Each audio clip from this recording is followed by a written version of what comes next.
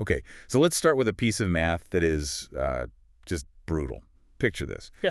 It's the first week of a university semester. Right. You have 1,000 tuition-paying students who apply for a mentor. They're eager, they're, asking for help. They want this connection. They want it. But then you look at the roster, and the university only has 250 alumni mentors available. Which means, before the program even gets off the ground, you're actively rejecting 750 students. That's the reality. And today, that's what we're digging into, why that gap exists and how to actually close it.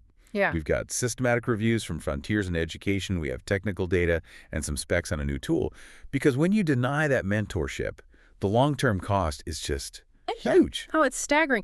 And the most compelling data on this, I think, comes from Gallup. Mm-hmm. They found that graduates who had a mentor who, actively cared about them were twice as likely to be engaged in their work later in life. Not just a little more likely, twice. Twice. So when a university puts a cap on their program at 250, they aren't just saving some admin time. They are, statistically, capping the future potential of their own alumni. That feels like a massive return on investment problem. But when you look at the research, it seems mentorship is often treated by administrators as a nice to have. That's the big misconception, isn't it? We tend to think of it as just, coffee and advice. Right. But the data is clear. It classifies it as a legitimate academic intervention. It's statistically correlated with a higher GPA, with retention, and a lower dropout rate. There was one stat that really stuck with me. It was about loneliness. We know student isolation is spiking, but this study found that mentorship explains, roughly 49.6% of the variance in student loneliness, almost half. Which makes perfect sense when you start thinking about the hidden curriculum. Okay, so define that for us. It's all the unwritten rules of an environment, right? How to speak in a meeting, how you network, the cultural norms of a specific industry. If you don't know them, you feel completely isolated. And a mentor decodes that for you. Exactly. And this is where things get really interesting. You can't just pair random people together and expect it to work. This was the part that surprised me. I always assumed a good match was all about personality. Do they get along? Right. But this matching logic, it actually assigns weights to different variables. Industry alignment is weighted at 25% and domain skills at 20%. But generic soft skills... Only 5%. That feels so counterintuitive.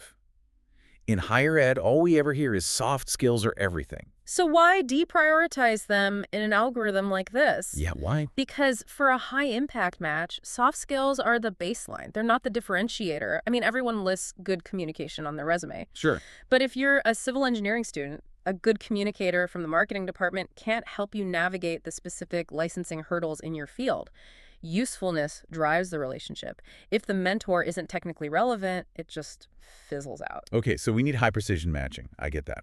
But I have to play devil's advocate here. Go for it. We started this deep dive with the 1,000 students versus 250 mentors problem.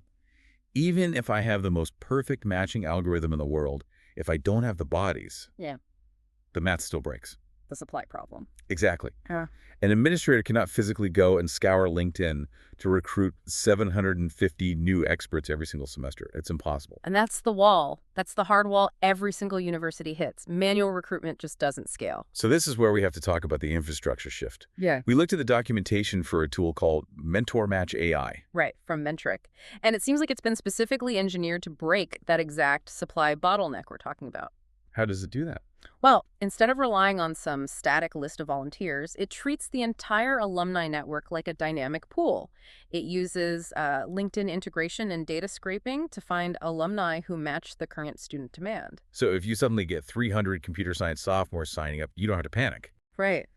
The system sees that influx, it scans the alumni database for comp sci grads with the right seniority, and it helps facilitate the outreach. It basically expands the supply to meet the demand in real time. And the specs on it suggest this represents matches as being up to 98% compatible. And that's because it's using that weighted logic we discussed, It's prioritizing hard skills and industry fit over just vibes. It's worth pointing out the engineering team behind this, too.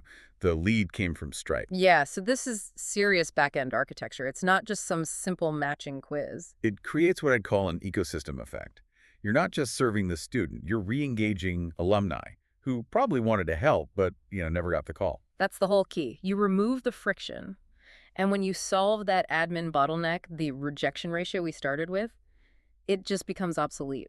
There's no logistical reason to ever have to tell a student no. And when you think about the impact on loneliness and retention, that kind of access really shouldn't be optional. That's it for this deep dive. You can check the show notes for all the data, and we'll catch you on the next one.